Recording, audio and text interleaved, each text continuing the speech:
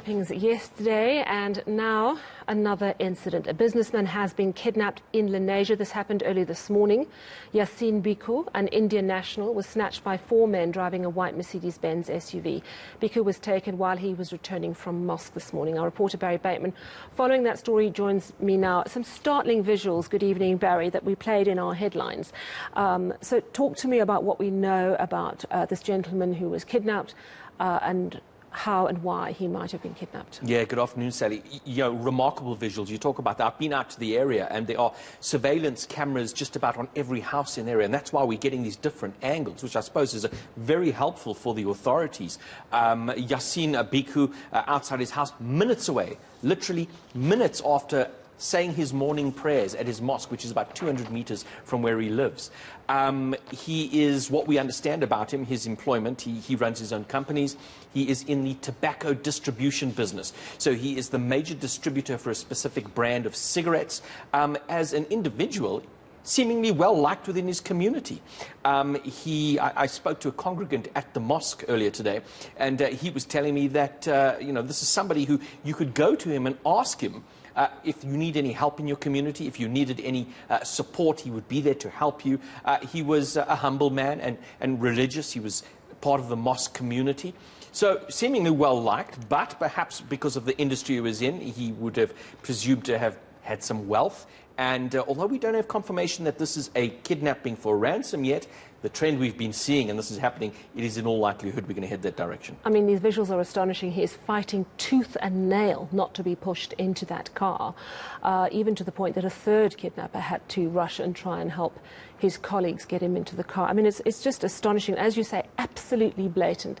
This is a street that has security cameras everywhere. It happened in broad daylight. Have you been able to speak to Yassine Bhikkhu's family? We went to the house today, and we arrived there, and there were about a dozen men outside. We're assuming relatives, friends, family, people who have come to support this family. I was introduced to a man there who shared the same surname as Bhikkhu, who identified himself as the spokesperson. You know, we introduced ourselves, said, can we speak?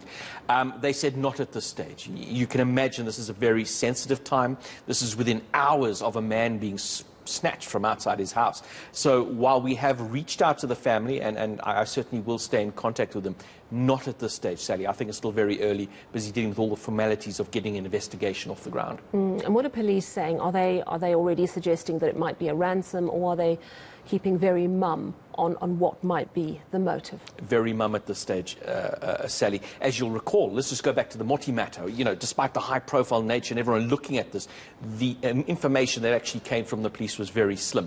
There's no different in this particular case, because the number one goal, and you can speak to any expert, is to get the safe release of the person who's been kidnapped, and any information which could be released might jeopardize that effort. So I think that's the approach they're going to take. They've taken that in the past as well.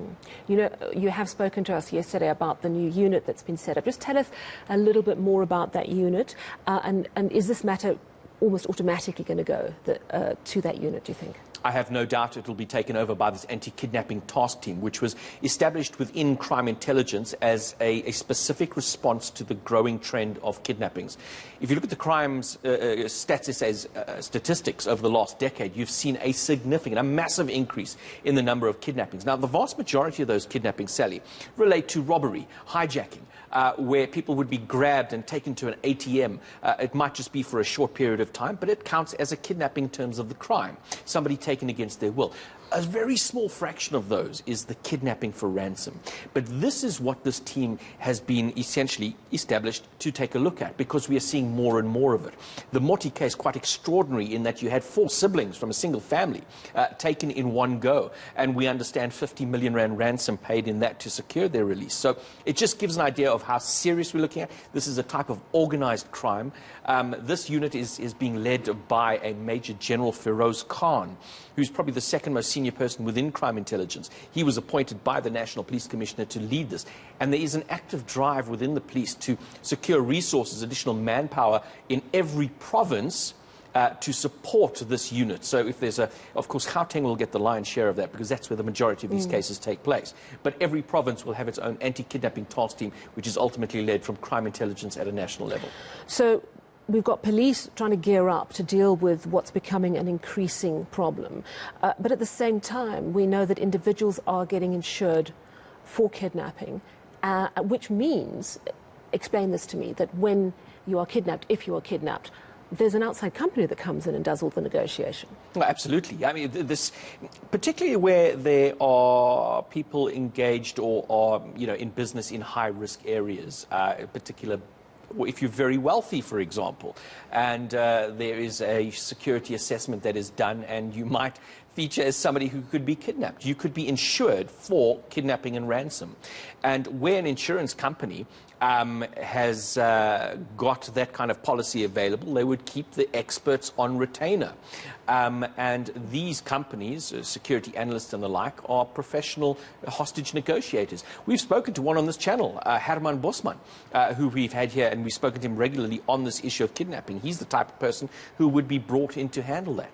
So and those insurance companies would be ready to pay a ransom and pay for the negotiation fees that go into an operation of this nature. Astonishing. And this video footage of Yassine Bickou from Lenasia being kidnapped this morning, no word from him. So obviously this is not just a quick grab you, take you to the ATM, then release you situation. I'm sure that you will continue to bring us updates on that. Thank you very much, Barry Bateman there.